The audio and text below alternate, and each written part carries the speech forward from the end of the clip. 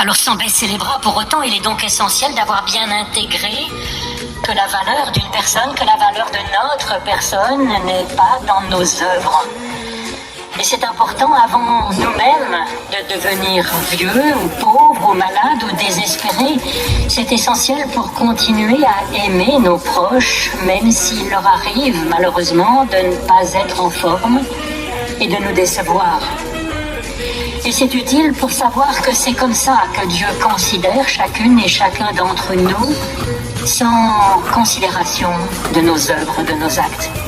C'est comme ça que Dieu fait avec chacun, et je crois que c'est une bonne idée. Dieu nous justifie indépendamment de nos œuvres. La justice dans la Bible, c'est ça. La justice, c'est accomplir un acte juste. Et donc quand on nous dit que Dieu nous justifie, il accomplit pour nous un acte juste, il nous apporte un bienfait en réalité. Il nous apporte une parole d'encouragement, un geste de création, un geste de mise en mouvement, comme pour Abraham et Sarah, et c'est d'autant plus utile que nous ne sommes pas en forme. Alors bien des personnes me confient leur crainte d'être rejetées par Dieu parce qu'elles ont commis une faute dans le passé par exemple, ou qu'elles n'ont pas accompli assez de bien, ou qu'elles n'ont pas été assez pratiquantes. C'est donc utile de savoir que Dieu ne nous rejette pas pour autant, qu'il ne nous punit pas pour autant, qu'il ne nous estime pas sur la base de nos actes. Et oui, c'est précisément quand nous ne sommes pas en forme, au contraire, qu'il s'approche de nous et qu'il est utile de pouvoir lui faire confiance dans son amour pour nous ouvrir à lui et qu'il nous aide donc à relever la tête et à avancer. Alors quand on y regarde bien, c'est évident en fait que la valeur d'une personne que nous aimons vraiment ne se mesure pas à ses œuvres. C'est ainsi que Roméo aime Juliette, l'estimant pour ce qu'elle est et non pas pour ce qu'elle fait ou pour ce qu'elle pourrait faire, sans chercher à comparer ses performances aux nôtres ou comparer Juliette à d'autres personnes. Alors pourquoi, si c'est si évident quand nous aimons vraiment quelqu'un, pourquoi est-ce que nous avons tant de mal de nous extraire de cette façon de juger et de nous sentir jugés? Parce que si les œuvres ne sont pas un bon critère pour juger de la dignité de la personne, les œuvres, elles, ont quand même une véritable importance et doivent être jugées en fonction de leur bien ou du mal qu'elles produisent. Car oui, nos œuvres peuvent produire de la souffrance et de la mort et nos œuvres peuvent produire du bonheur et de la vie. Et finalement, c'est ce que dit l'apôtre Paul ici. Oui, Abraham a sujet de se glorifier par ce qu'il a fait. Et je pense que oui, les juifs, les musulmans, les chrétiens, mais aussi toute personne de bonne volonté peut s'émerveiller de ce qu'il y a de bon et de beau dans la démarche d'Abraham et de Sarah. En particulier dans le fait de se mettre en route, de prolonger ainsi le bon mouvement entrepris par les générations qui les ont précédés, mais de le faire à leur façon, cherchant comme à tâtons leur propre chemin avec Dieu pour trouver une fécondité qui leur semblait raisonnablement pas envisageable du tout. Alors ce n'est pas Paul qui invente le fait que Dieu ne nous estime pas selon nos œuvres, mais par l'amour. Jésus est le premier à le faire quand il prie pour les soldats romains qui le crucifient en disant « Père, pardonne-leur car ils ne savent pas ce qu'ils font », faisant la distinction entre la personne et ses actes. Mais aussi quand sans cesse il va vers les pécheurs, les personnes de mauvaise vie, car ce sont ces personnes-là qui ont le plus besoin de sa justice.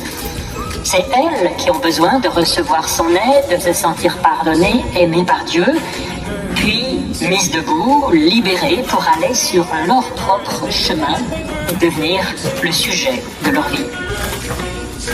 Alors quand Jésus dit que la qualité des fruits renseigne sur l'arbre, c'est souvent l'opposition, la remarque qu'on peut faire à l'opposé de cela.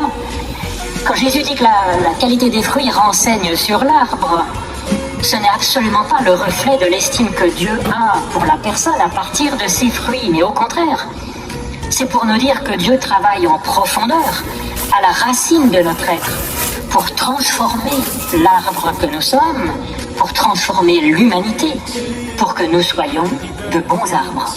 et alors viendra de bons fruits en notre saison.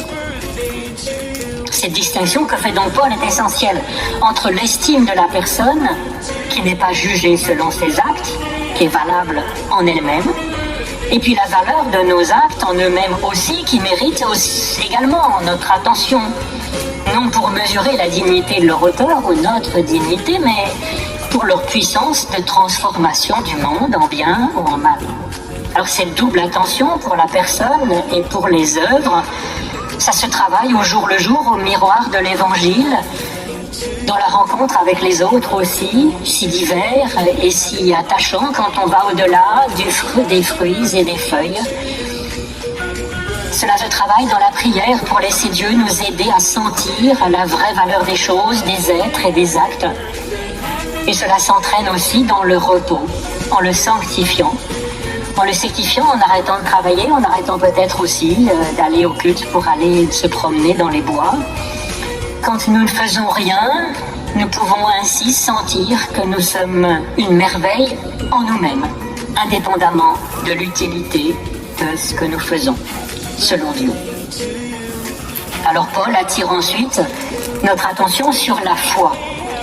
Et il cite le livre de la Genèse, « Abraham eut foi en Dieu, et cela lui fut compté, imputé en justice. » Alors est-ce que nous serions alors évalués selon notre foi, notre grande ou notre petite foi, nos grandes croyances, bonnes croyances ou nos croyances un peu véreuses? C'est ce que prétendent certains, en particulier dans le protestantisme. Mais c'est déjà bien mieux, à mon avis, que d'évaluer la personne selon ses œuvres. Car au moins, l'attention est portée sur les racines de l'arbre, et non seulement sur ses fruits. Et cela aussi, c'est quelque chose que nous pouvons faire pour travailler notre foi. Et je crois que c'est un service que nous pouvons vraiment rendre en travaillant ainsi sur les racines de notre être et les racines de l'humanité. C'est un service que nous pouvons nous rendre et puis rendre à ceux qui nous entourent et rendre au monde. Alors comment est-ce que ça marcherait, le salut de Dieu, le salut par grâce, par le moyen de la foi, comme le dit la lettre aux Éphésiens?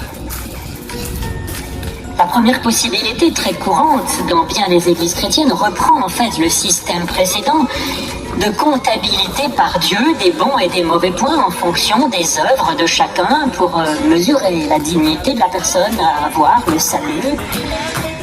Mais Dieu accepterait de solder notre compte négatif si on le lui demande bien comme il faut.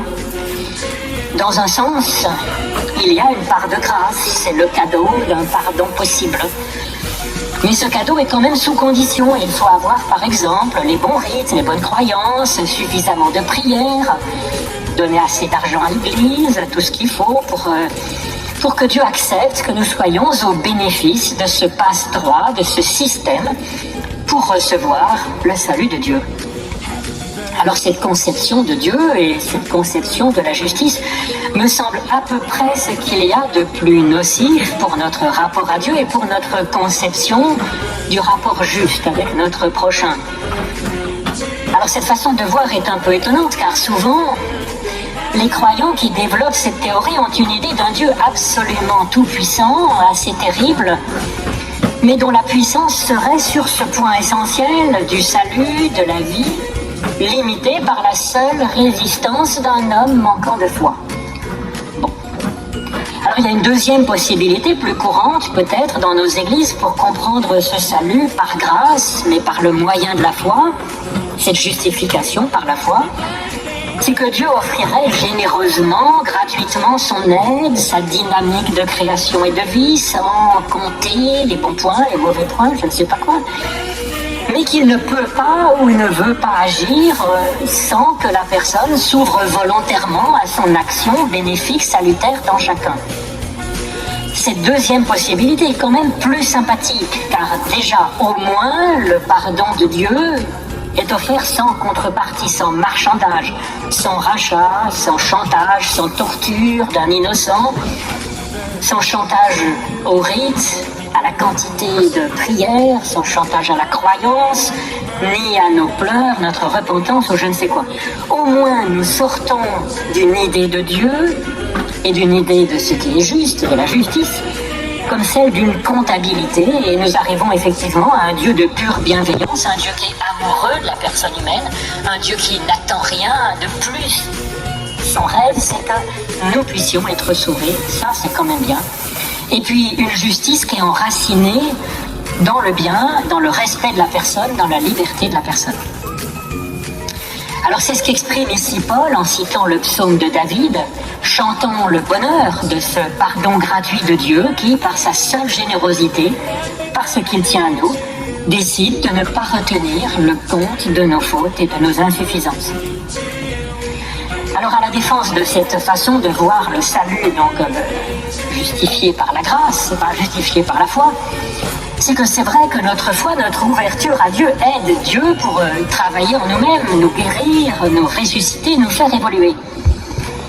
Et une parabole de Jésus comme celle du Fils prodigue nous encourage à entrer en nous-mêmes. Dans une Europe où l'Église catholique romaine règne en maître absolu, les murmures de mécontentement se font de plus en plus entendre, au cœur du Saint-Empire romain germanique. La vie spirituelle et politique est inextricablement liée à Rome, mais sous cette surface d'unité apparente, une révolution est sur le point d'éclater. Une révolution qui ne se fera pas avec des épées, mais avec des idées. Le 31 octobre 1517, un moine augustin nommé Martin Louze affiche ses 95 tonnes sur la porte de l'église du château de